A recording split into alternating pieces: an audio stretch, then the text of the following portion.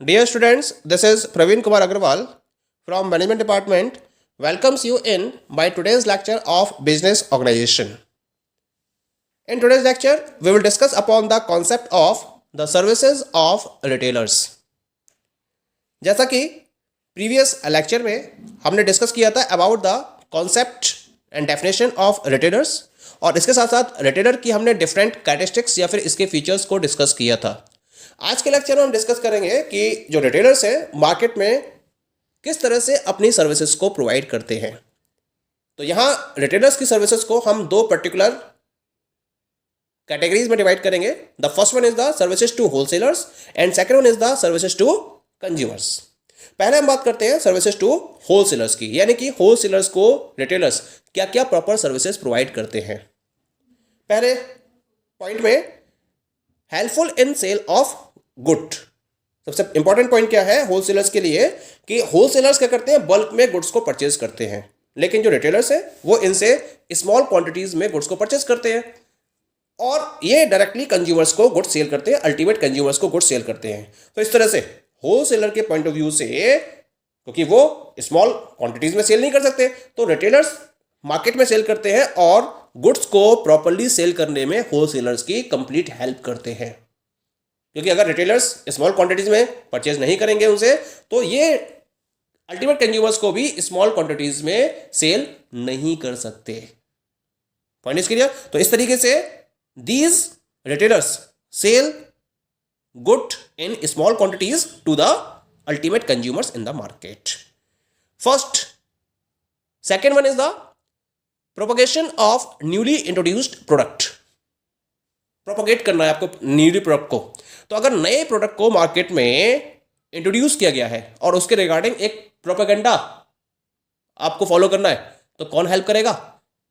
Retailers. Retailers क्या करते हैं, उस पर्टिकुलर प्रोडक्ट को, न्यूली इंट्रोड्यूस प्रोडक्ट को कंज्यूमर्स के बीच में पॉपुलर करने का काम करते हैं। क्योंकि जो भी कंज्यूमर्स हैं वो उनके डायरेक्ट कॉन्टैक्ट में होते हैं और डायरेक्ट कॉन्टैक्ट में होने की वजह से वो उस पर्टिकुलर प्रोडक्ट के बारे में उनको प्रॉपर इंफॉर्मेशन प्रोवाइड करते हैं। इस तरह say that particular product become popular among the ultimate consumers in the market. Third one, collection of statistical data. क्योंकि रेगुलर बेसिस पर इनकी सेल चलती है और रेगुलर बेसिस पर ये अपने कस्टमर्स को day to day products available कराते रहते हैं। तो इसमें ये अपनी सेल के डेटा को प्रॉपर्ली मेंटेन करते हैं और इस तरह से ये स्टैटिस्टिकल डेटा को कलेक्ट करते हैं और ये स्टैटिस्टिकल डेटा होलसेलर को अवेलेबल कराया जाता है, जिसके हेल्प से होलसेलर्स डिफरेंट टाइप की अपनी जो मार्केटिंग पॉलिसीज है, डिस्ट्रीब्यूशन पॉलिसीज है, उनको वो फॉर्मुलेट करता रहता है, उसमें वो मॉडिफिकेशंस करता रहता है। Fourth one is the to get acquainted with customers taste preference customs and so on. क्योंकि रिटेलर एंड कंज्यूमर्स या अल्टीमेट कंज्यूमर्स के डायरेक्ट कॉन्टैक्ट में होता है, तो अगर उन कस्टमर्स के टेस्ट में, प्रेफरेंस में, कस्टम्स में कोई भी चेंज होता है या वो प्रोडक्ट के बारे में कोई भी प्रॉपर फीडबैक प्रोवाइड करते हैं, तो उसके रिगार्डिंग डिफरेंट टाइप की इंफॉर्मेशन रिटेलर्स होलसेलर्स को प्रोवाइड करते रहते हैं।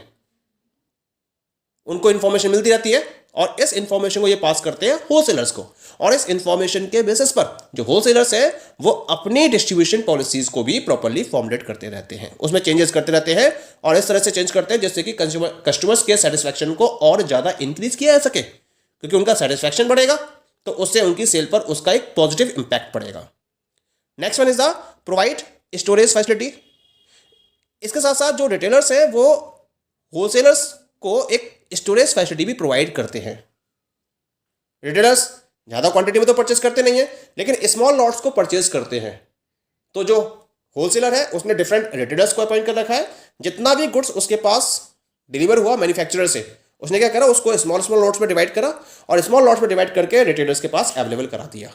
और इतनी क्वांटिटी वो अवेलेबल करा देता है जिससे कि उसकी जो स्टोरेज या जो उसकी स्टॉक की प्रॉब्लम है वो किसी तरह से खत्म हो जाए। तो इसके लिए हेल्पफुल होते हैं कौन? रिटेलर्स, क्योंकि उनको वो पास कर देता है किसे? रिटेलर्स को। तो इस तरह से इनके पास स्टोरेज फैसिलिटीज भी होती है जो होलसेलर के लिए बहुत हेल्पफुल होती है। तो ये तो बात हो गई रिटेलर की सर्विसेज की टू द होलसेलर्स। अब हम बात करते हैं रिटेलर्स कंज्यूमर्स को किस तरह से डिफरेंट टाइप की सर्विसेज प्रोवाइड करते हैं, क्योंकि कंज्यूमर्स के डायरेक्ट कॉन्टैक्ट में होते हैं। तो सबसे पहला काम क्या है, different types of products availability. ये किसी भी एक पर्टिकुलर होलसेलर पर डिपेंडेंट नहीं होते हैं। ये क्या करते हैं, वैरायटी ऑफ प्रोडक्ट्स को परचेस करते हैं from different different wholesalers with in the market. जो डिफरेंट होलसेलर्स है उनसे वो वैरायटी ऑफ प्रोडक्ट्स को स्मॉल लॉट्स में परचेस करते हैं और अपनी शॉप पर इन वैरायटी ऑफ प्रोडक्ट्स को कंज्यूमर्स के लिए अवेलेबल करा देते हैं। तो इस तरह से कंज्यूमर्स के पास क्या होती हैं, चॉइसेस होती हैं। They have, consumers have different choices, they can purchase any of the product in between these of the choices. ये सबसे पहली सर्विस होती है कंज्यूमर्स के लिए from the side of the retailer. Second service क्या है इसकी, that is the home delivery. देखा होगा आपने ना, जो बहुत सारे रिटेलर्स हैं मार्केट के अंदर, they are having the home delivery concept. यानी कि आपको ऑर्डर देना है, आपने ऑर्डर पुटअप करा, आपने प्रोडक्ट को पहले तो आपने प्रोडक्ट को पसंद किया और जो प्रोडक्ट आपको पसंद आया आपने उसके लिए ऑर्डर प्रोवाइड कर दिया। ऑर्डर प्रोवाइड करने के बाद वो क्या होगा, वो प्रोडक्ट आपके घर पर ऑटोमेटिकली डिलीवर कर दिया जाता है फ्रॉम द रिटेलर।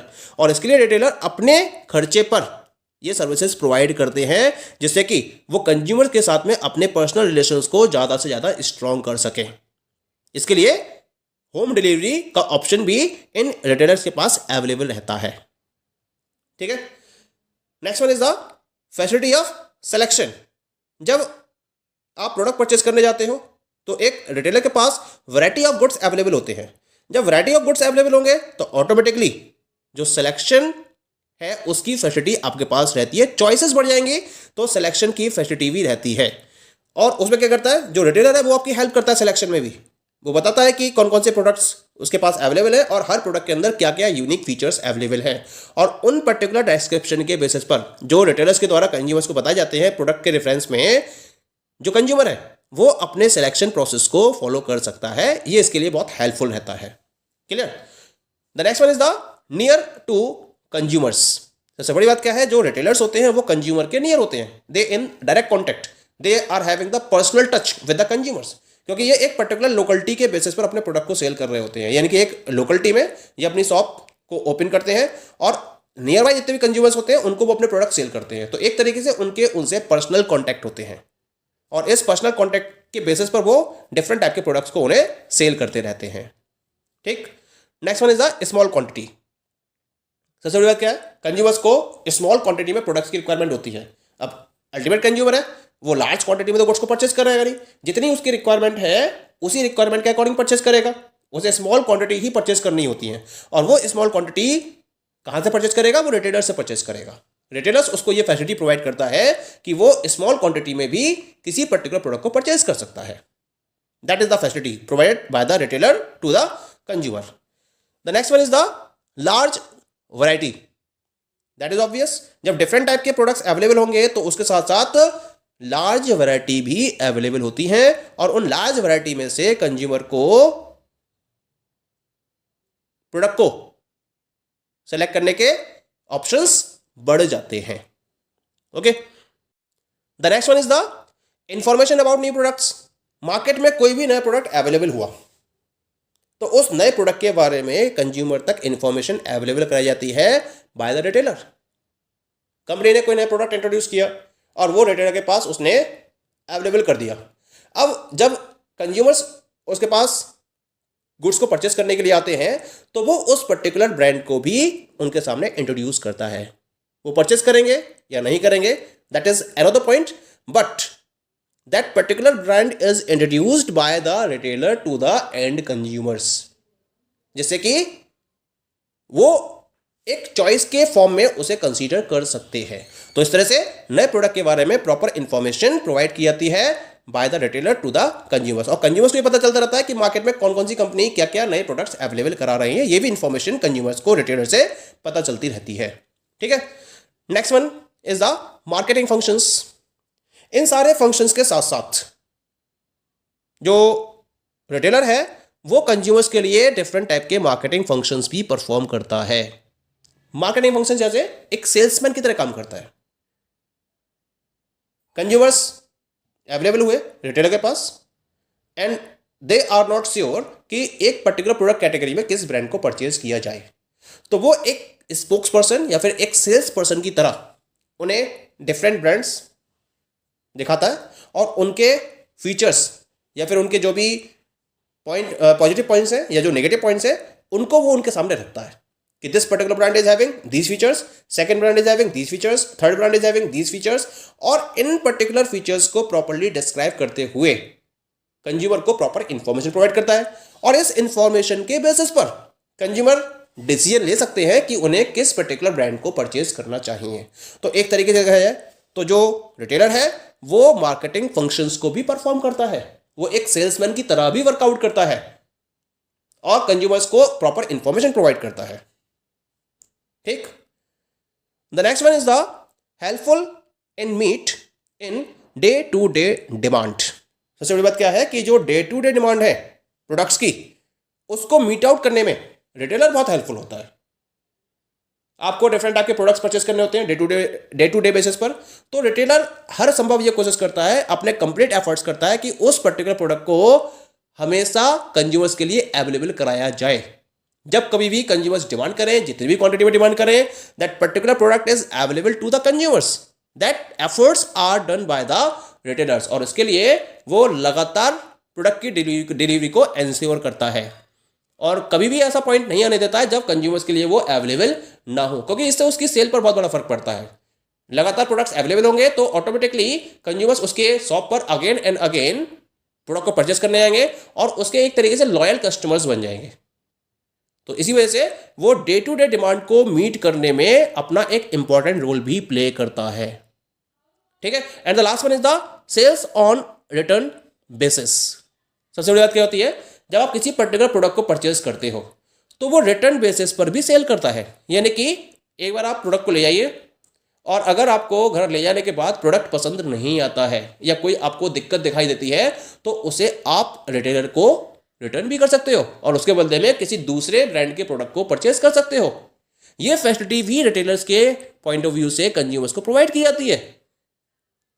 प्रोड्यूसर या होलसेलर से आप इस पर्टिकुलर फैसिलिटी को ऑब्टेन नहीं कर सकते, लेकिन एक रिटेलर अपने रिस्क पर यह फैसिलिटी कंज्यूमर्स को अवेलेबल कराता है कि भाई आपने एक प्रोडक्ट परचेज करा और अगर वो प्रोडक्ट पसंद नहीं आया आपको तो आप क्या कर सकते हो, उसको रिटर्न करके दूसरे ब्रांड के प्रोडक्ट को उससे परचेज कर सकते हो।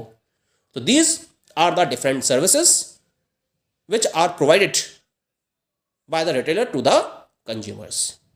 Okay, thank you.